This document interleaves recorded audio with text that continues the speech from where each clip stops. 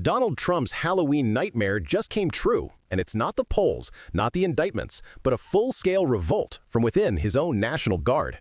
Soldiers are refusing to carry out his orders, and what triggered it? The same greed, cruelty, and political games that have defined Trump's every move since day one.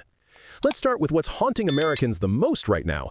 The price of something as simple as Halloween candy. Down to Halloween, and while you were counting, you may be in for a bit of a shock when it comes to the price of candy this year, jumping more than 10% since last year. CNN's Matt Egan tracking this one for us. I mean, what's going on?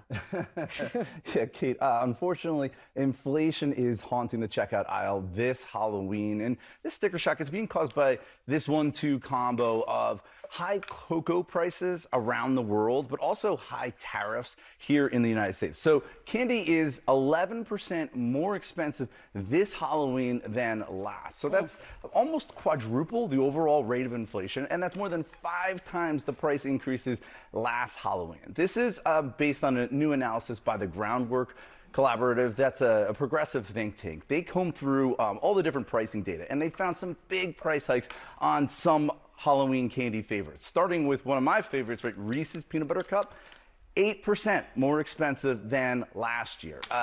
Some of the Mondelez gummy candy, like Sour Patch Kids, which we don't have in our vending machine, 9%. I looked this morning. All eaten by me. 9% more expensive. Some of the Mars candy, that's among my kids' favorites. Snickers, M&Ms, up by 12%.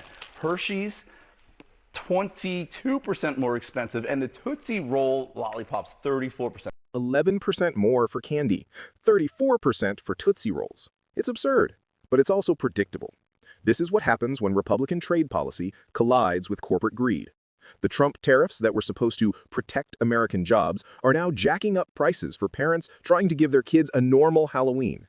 Meanwhile, billion-dollar candy corporations keep pocketing record profits.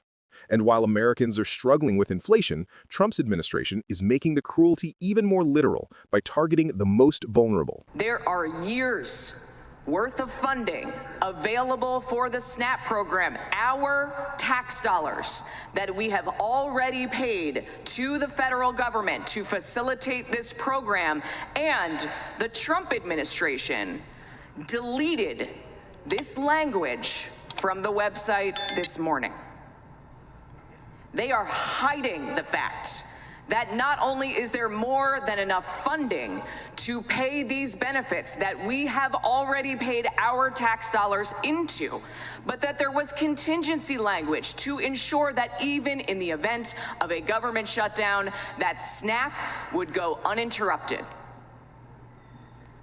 The Trump administration and the Republicans supporting him are using food as a political weapon. This is a choice. They chose to delete this language. They are choosing to force children to go hungry.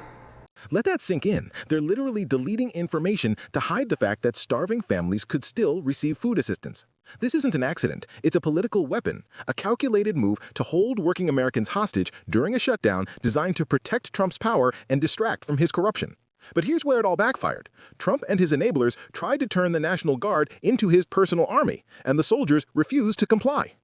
But active-duty Illinois Guardsman Captain Dylan Blaha and Staff Sergeant Demi Palachek say this is not what they signed up for, and it's an order they're willing to defy.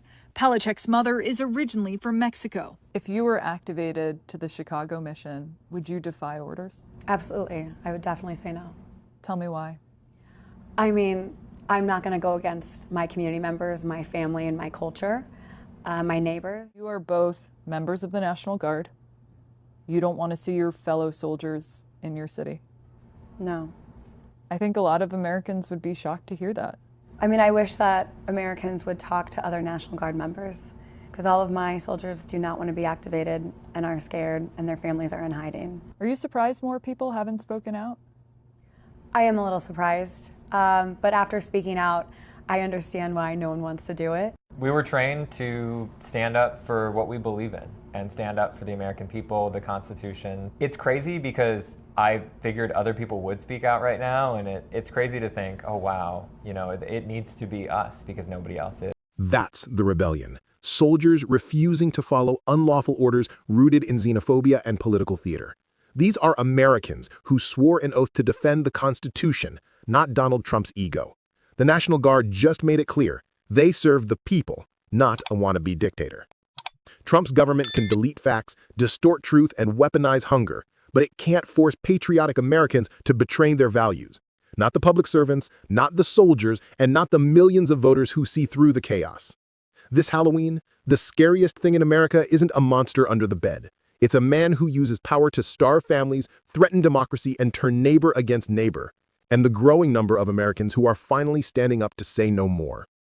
If you believe this country still belongs to the people, not the billionaires or the bullies, hit that follow button, turn on notifications, and leave a comment below. Because truth doesn't hide behind a mask, and neither should democracy.